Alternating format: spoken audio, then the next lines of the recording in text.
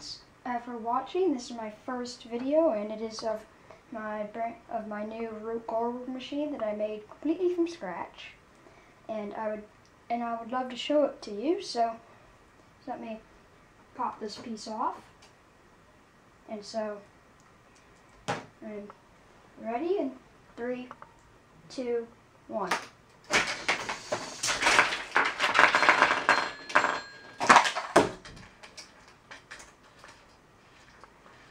There's a small delay, but it worked eventually.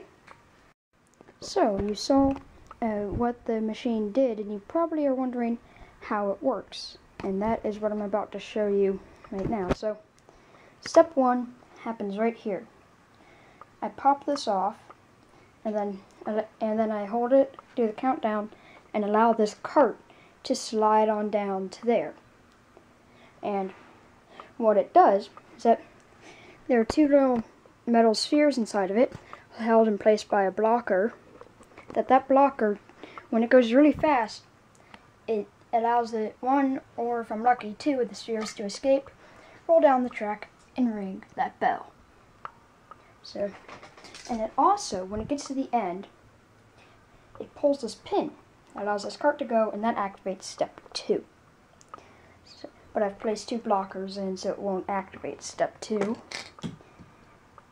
Yeah, dropped one of them. But here we go in 3, 2, 1.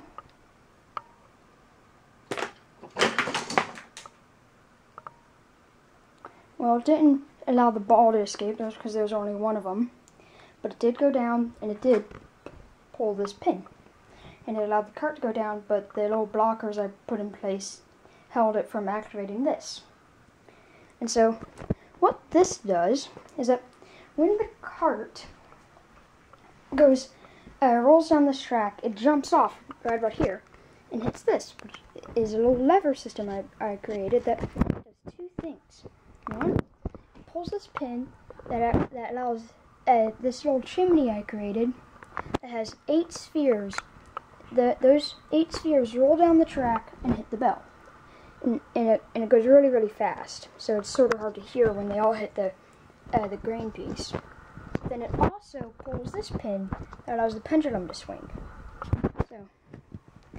So I'm just going to pop off the little safety measure I have on the track, and here it goes.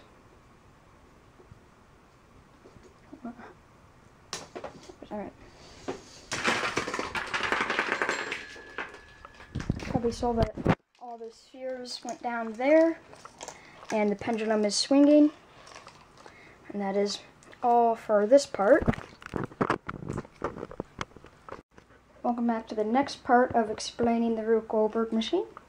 And so now what happens when the pendulum gets released, there's a little pin that it pulls back here that allows it, that little yellow part, that gets released, and there's a fishing line that goes all the way back here.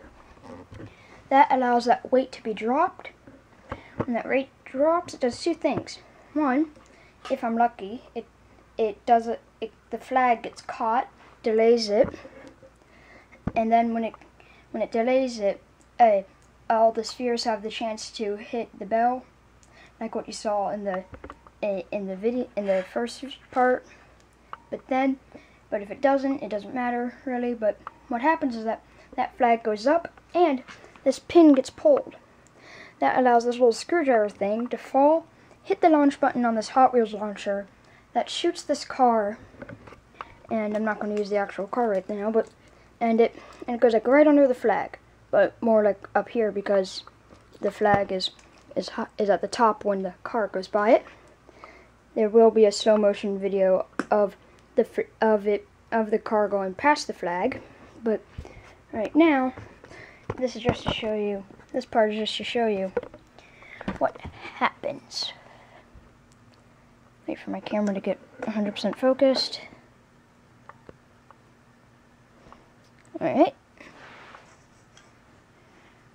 So here the next part goes in 3, 2, 1.